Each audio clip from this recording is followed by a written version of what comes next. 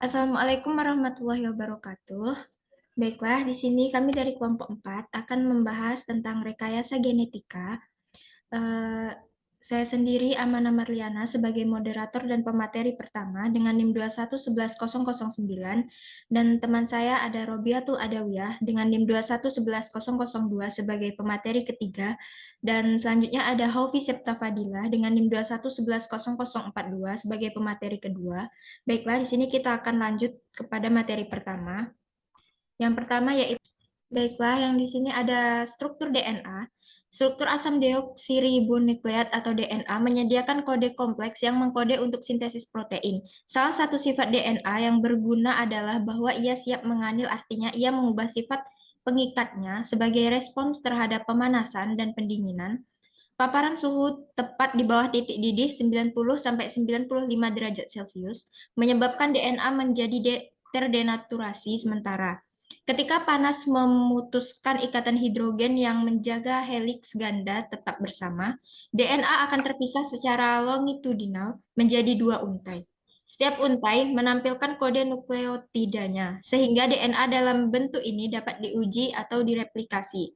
Ketika pemanasan diikuti dengan pendinginan bertahap, dua untai DNA tunggal bergabung kembali atau renatur oleh ikatan hidrogen di tempat yang saling melengkapi.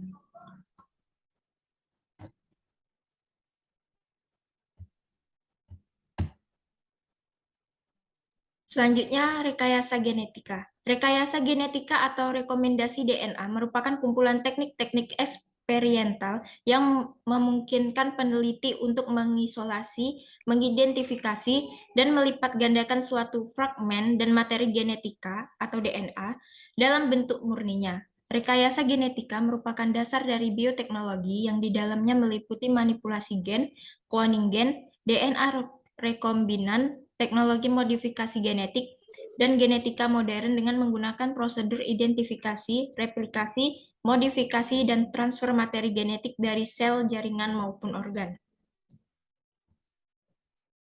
Selanjutnya, persiapan fragmen DNA dengan enzim restriksi. Salah satu tujuan memperoleh suatu daerah DNA dalam suatu genom adalah untuk melakukan perbanyakan cloning.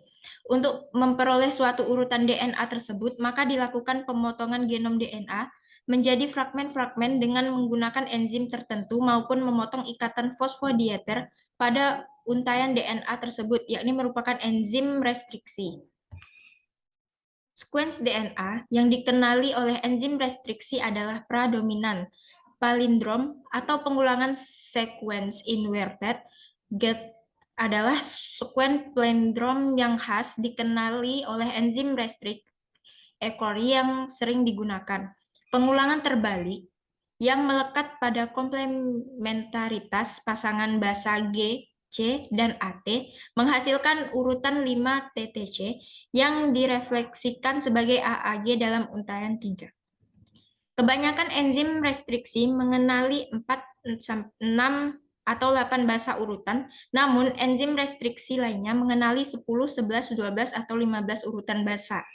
Enzim restriksi yang mengenali 8 basa menghasilkan fragmen dengan ukuran tipikal 64.000 BP dan berguna untuk analis daerah genetik yang besar. Enzim restriksi yang mengenali lebih dari 10 basa berguna untuk konstruksi petafisik dan untuk pengetikan molekuler dengan elektroforesis gel medan pulsa. Yang selanjutnya ini pemisahan fisik fragmen DNA berukuran berbeda. Semakin kecil fragmennya, semakin cepat migrasinya. Laju migrasi keseluruhan dan kisaran ukuran optimal untuk pemisahan ditentukan oleh sifat kimia gel dan derajat ikatan silangnya. Gel dengan ikatan silang yang tinggi mengoptimalkan pemisahan fragmen DNA kecil. Pewarna etidium bromida membentuk warna fluoresen cerah saat berikatan dengan DNA, sehingga jumlah kecil fragmen DNA yang terpisah dapat difoto pada gel. Selanjutnya ada enzim untuk dising atau pemotongan, splicing atau penyambungan, dan membalikkan asam nukleat. Endonuklease retriksi. Untaian polinukleotida dari DNA juga dapat dipotong melintang pada posisi yang dipilih dengan enzim yang disebut endonuklease restriksi.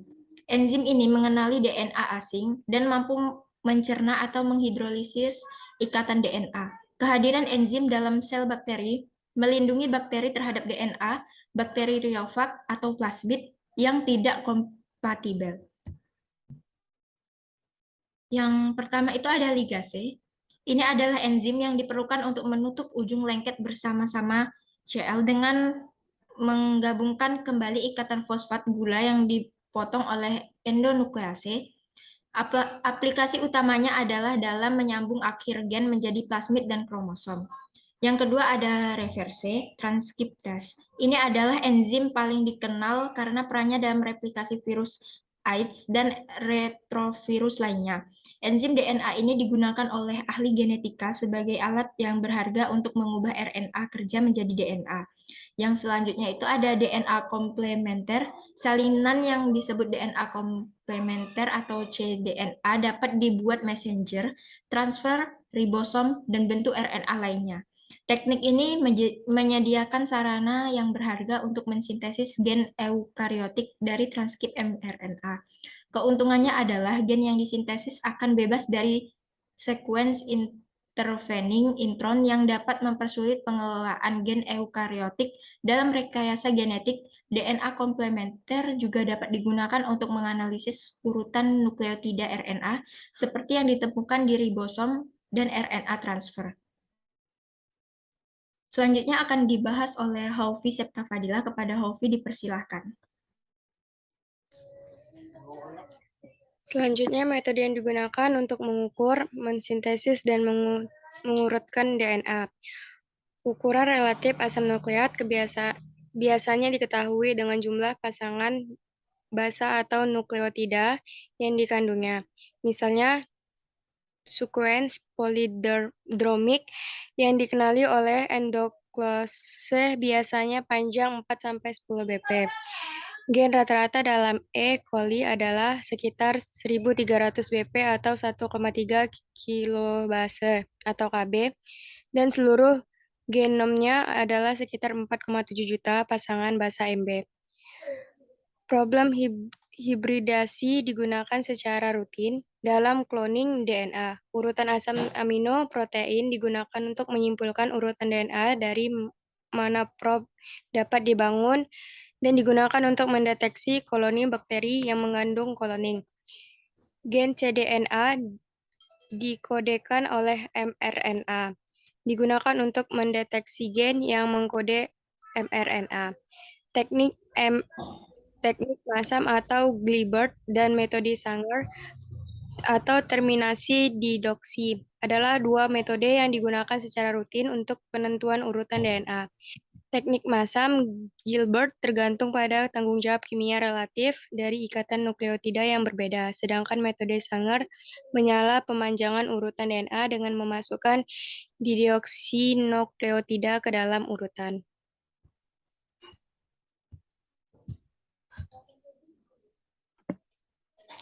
Jenis-jenis hibridasi. Yang pertama itu Neutral blot atau hibridasi DNA menjadi RNA dikenal sebagai nutrient blot yang memberikan informasi kuantitatif tentang sintetis RNA. Yang kedua, Southern blot yaitu hibridasi DNA menjadi DNA dikenal dengan Southern blot. Metode ini berguna untuk mendeteksi sekuensi DNA spesifik pada ragam restriksi yang dipisahkan pada gel. Break ini dapat digunakan untuk mendeteksi fragmen rektisi yang tumpang tindih. Yang ketiga, Webster blot yaitu teknik yang digunakan untuk mendeteksi gen, di mana antibodi digunakan untuk mendeteksi gen cloning dengan meningkat produk protein mereka. Memperkenalkan fragmen ini memungkinkan untuk mengisolasi daerah mengapit DNA dengan teknik yang dikenal sebagai berjalan kromosom.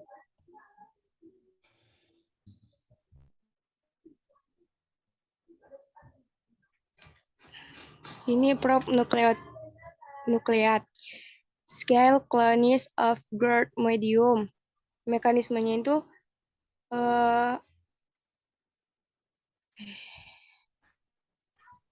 dia itu ada Shigella, fragment DNA, cloned in a coli. Terus kemudian itu ada cloned DNA fragment marked with fluorescent dye and spurted into single strands, forming DNA probes. Kemudian itu dia ada fluorescent probe.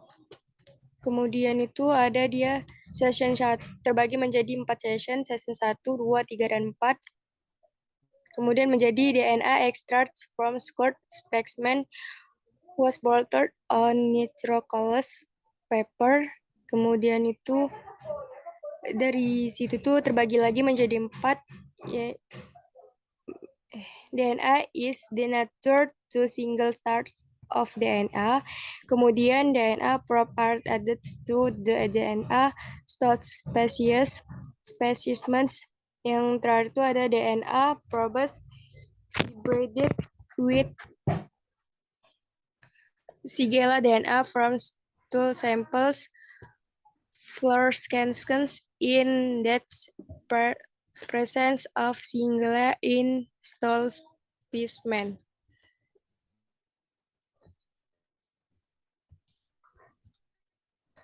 Prop asam nukleat adalah segmen DNA dan RNA yang diberi label dengan radiostop atau enzim yang dapat berhibridasi menjadi asam nukleat komplementer dengan tingkat spesiesitasnya yang tinggi. Prop hibridisasi memiliki nilai praktis karena dapat mendeteksi urutan nukleotida spesifik dalam sampel yang tidak diketahui.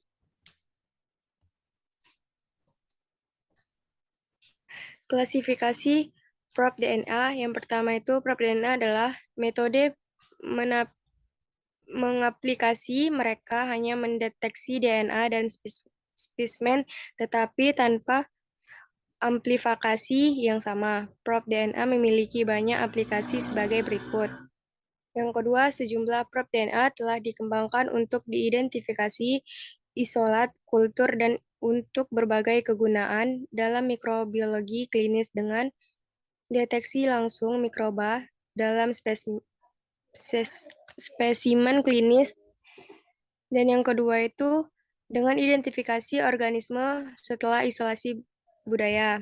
Selanjutnya, beberapa daerah DNA manusia menunjukkan variabilitas substansial dalam distribusi situs restriksi. Variabilitas ini disebut polimorfisme panjang fragmen reaksi. Prop oligokloktida yang berhibrasi dengan frap DNA ref dapat digunakan untuk melacak DNA dari sampel kecil ke donor manusianya. Dengan demikian, teknik ini berharga untuk ilmu forensik. Aplikasi RLFP untuk pengobatan mencakup identifikasi daerah genetik yang terkait erat dengan gen manusia dengan difungsi yang digabungkan dengan penyakit genetik. Informasi ini akan menjadi bantuan yang berharga dalam konseling genetik.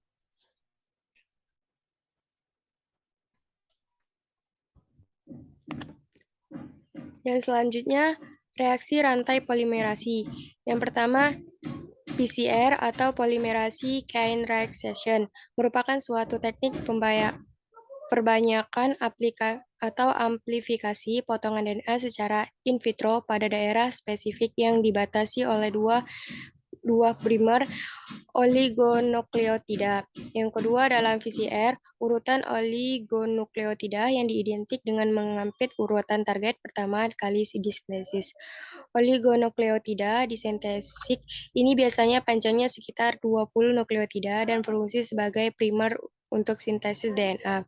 Yang ketiga itu ada campuran reaksi untuk PCR yang mengandung satu DNA target, yang kedua kelebihan yang sangat besar dari primer yang diinginkan, yang ketiga polimerasi DNA termostabil, dan yang keempat 4 deoksiribonukleotidanya transpapat.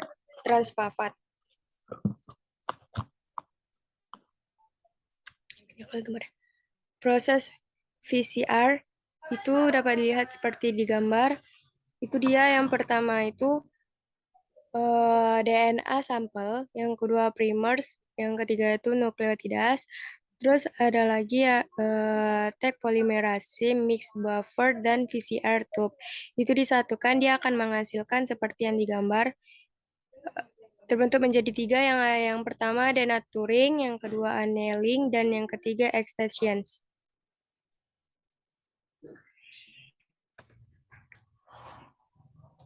Siklus PCR berlangsung dalam 3 langkah sebagai berikut. Yang pertama, DNA target yang mengandung urutan yang akan diamplifikasi didenaturasi dengan panas untuk memisahkan ukuran komplementernya.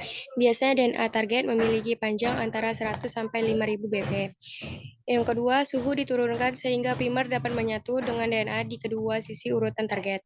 Karena primer hadir secara berlebihan, untayan DNA yang ditargetkan biasanya anil ke primer daripada satu sama lain.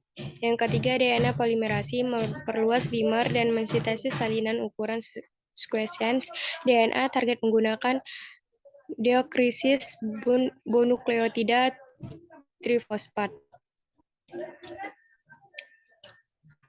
Yang selanjutnya, komponen VCR. Yang pertama, enzim DNA polimerasi. Dalam sejarah, VCR dilakukan dengan menggunakan Kleinow fragmen DNA polimerasi. Satu, selama reaksi polimerasinya. Enzim ini tidak aktif secara termal selama proses denaturasi, sehingga harus menambah enzim di setiap siklusnya, dan hanya bisa dipakai untuk perpanjangan. Yang kedua, primer. Primer merupakan oligonukleotida pendek rantai tunggal yang mempunyai urutan komplemen dengan DNA tempat yang dapat diperbanyak. Panjang primer berkisar sekitar 2-30 basa. Yang ketiga, reagen lainnya. Selain enzim dan primer, terdapat juga komponen yang lain yang ikut menentukan keberhasilan reaksi VCR. Komponen tersebut adalah DNTP untuk reaksi polimerase dan buffer yang mengandung MgCe2.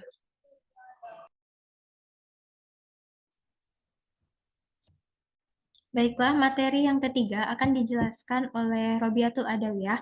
Kepada Robiatul Adawiyah, kami persilahkan.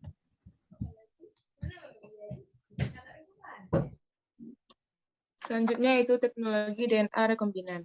Yang pertama, mengcloning vektor dan host. Vektor cloning.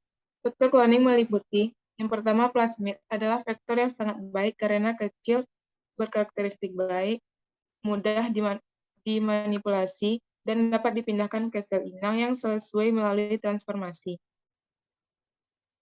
Plasmid E. coli membawa penanda genetik untuk resistensi terhadap antibiotik meskipun dibatasi oleh jumlah DNA asing yang relatif kecil yang dapat diterimanya. Yang kedua yaitu bakteriofag, juga merupakan vektor yang baik karena memiliki kemampuan alami untuk menyuntikkan DNA ke dalam inang bakteri melalui transduksi. Fragmen Caron 2 adalah vektor yang memodifikasi yang tidak memiliki sebagian besar genomnya. Karenanya dapat membawa segmen DNA asing yang cukup besar. Yang ketiga, vektor hibrida telah dikembangkan dengan menyatukan dua vektor yang berbeda. Plasmid adalah contoh vektor hibrida yang mengandung plasmid dan fag dan mampu membawa urutan genom yang relatif besar. Vektor hibrida E. coli ragi dapat disisipkan pada host cloning bakteri dan ragi.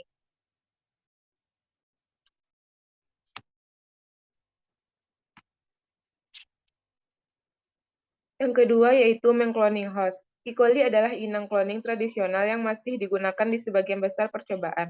Ini karena bakteri ini adalah inang rekombinan asli dan protokol yang menggunakannya sudah mapan, relatif mudah, dan dapat diandalkan. Ratusan vektor cloning khusus telah dikembangkan untuk itu. Kerugian utama dengan E. coli adalah kurangnya fleksibilitas dalam mengekspresikan gen eukariotik dengan benar. Ragi Saccharomyces cerevisiae adalah inang alternatif lain yang digunakan untuk proses dan penelitian industri tertentu. Inang yang eukariotik ini sudah memiliki mekanisme untuk memproses dan memodifikasi produk gen eukariotik.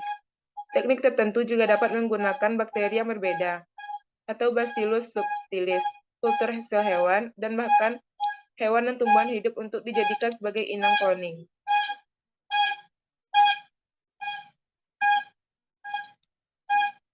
Selanjutnya itu produk biologis teknologi DNA rekombinan. Teknologi DNA rekombinan digunakan oleh perusahaan farmasi untuk memproduksi obat-obatan yang tidak dapat diproduksi dengan cara lain.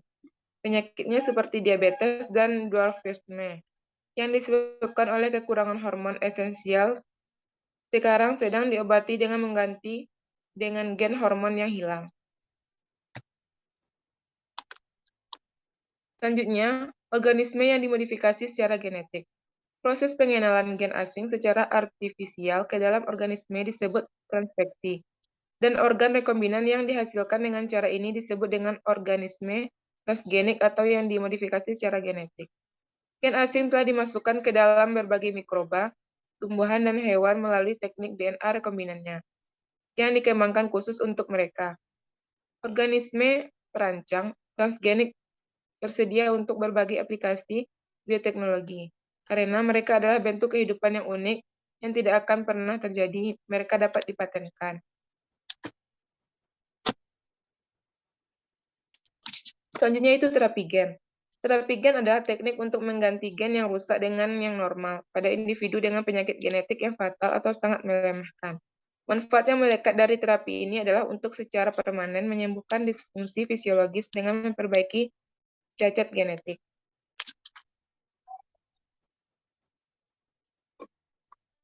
Ada beberapa prinsip yang digunakan untuk menggantikan atau memperbaiki gen yang rusak. Yang pertama yaitu insersi gen yang normal pada lokasi yang tidak spesifik di dalam genom untuk menggantikan gen yang tidak berfungsi. Prinsip ini merupakan pendekatan umum yang paling sering digunakan. Yang kedua yaitu gen yang tidak normal dihilangkan dari genom individu dan diganti oleh gen yang normal menggunakan cara homologous rekombinan. Yang ketiga, gen yang tidak normal dapat diperbaiki melalui cara selective reverse mutation. Yang keempat, dengan mengubah regulasi atau pengaturan gen tertentu. Selanjutnya jenis terapi gen. Yang pertama, terapi gen somatic atau somatic cell gen therapy atau gen terapi non-heritable. Pada terapi gen sel somatik, gen yang normal atau telah dimodifikasi ditransfer ke dalam sel-sel somatik pasien. Terapi gen ini hanya dapat mengatasi penyakit atau kelainan pada pasien yang bersangkutan. Yang kedua, terapi gen sel germinal atau germline atau hereditable gen therapy. Pada terapi gen sel germinal, gen yang mengalami efek pada sel-sel germinal akan diperbaiki dengan cara menginsersikan dan mengintegrasikan gen yang normal atau gen yang telah dimodifikasi ke dalam genom sel-sel germinal. Gen yang telah diinsersikan ini kemudian akan diturunkan ke generasi berikutnya. Terapi gen sel germinal sangat bermanfaat untuk mengatasi penyakit-penyakit genetik dan penyakit-penyakit yang bersifat herediter.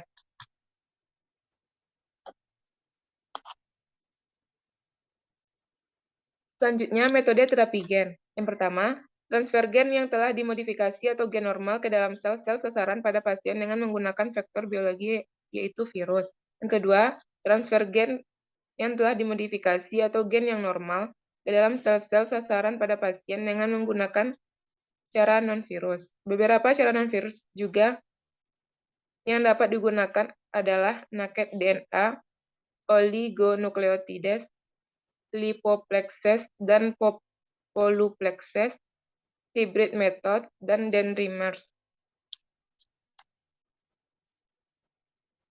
Persyaratan dari terapi gen yang pertama, gen harus diklon dan diketahui karakteristiknya sehingga harus tersedia dalam bentuk murni. Yang kedua, harus ada metode efektif yang digunakan untuk memasukkan transgen ke dalam jaringan atau sel yang dituju. Yang ketiga, risiko terapi gen harus dievaluasi secara berhati-hati dan dibuat seminimal mungkin. Yang keempat, penyakit tidak dapat diobati dengan cara lain. Yang kelima, harus ada data penelitian pendahuluan dengan hewan model atau sel manusia, dan hasilnya menunjukkan bahwa usulan terapi gen tersebut adalah efektif. Selanjutnya yaitu hambatan terapi gen. Hambatan terapi gen yang pertama, masa hidup alami terapi gen yang pendek. Yang kedua, respon imunologik. Adanya stimulus tertentu yang merangsang timbulnya respon imunologik yang dapat menurunkan efektivitas terapi gen tentu sangat merugikan. Yang ketiga, masalah dengan virus yang berfungsi sebagai vektor.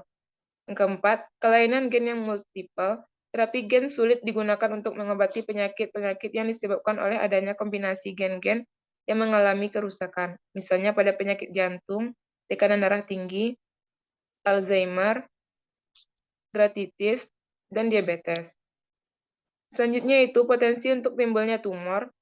Bila DNA diintegrasikan pada tempat yang salah di dalam genom, misalnya pada daerah tumor supresor gen. Hal ini dapat menyebabkan timbulnya tumor.